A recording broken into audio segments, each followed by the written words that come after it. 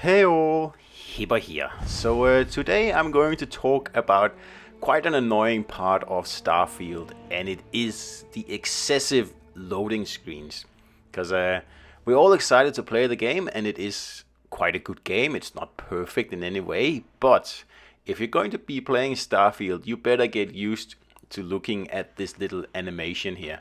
Because it happens a lot, it pops up all the time, and sometimes it overstays its welcome by, more than a minute.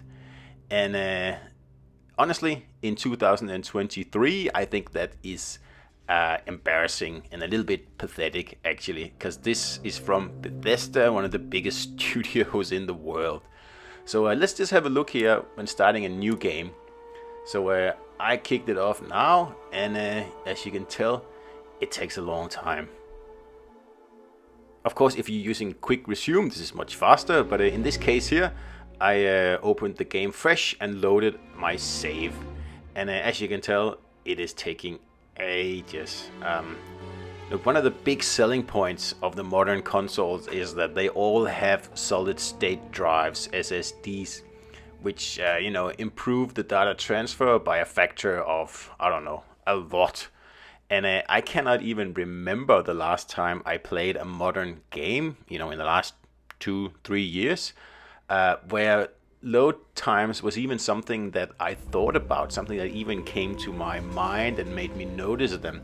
Because mostly, for the vast majority of games out there, load times are almost a thing of the past.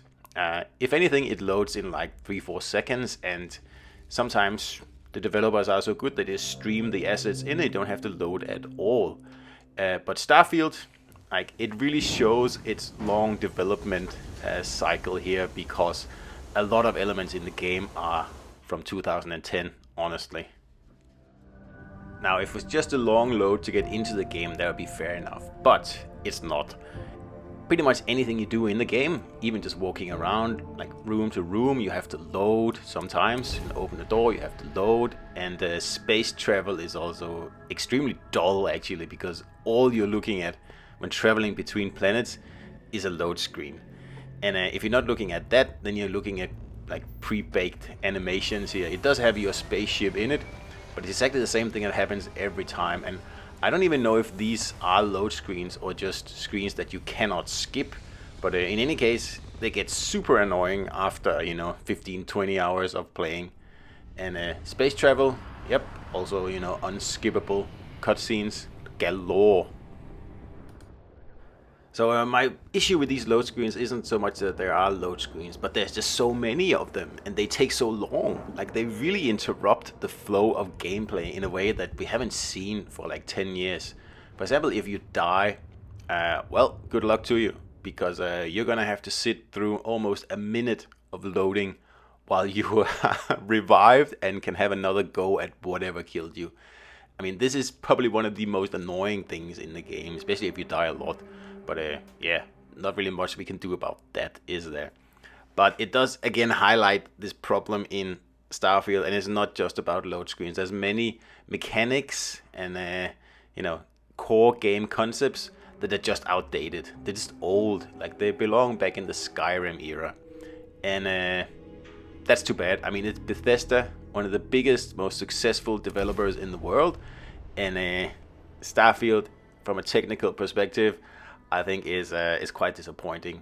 There's a lot of disappointments in this game, but this is definitely one of the worst.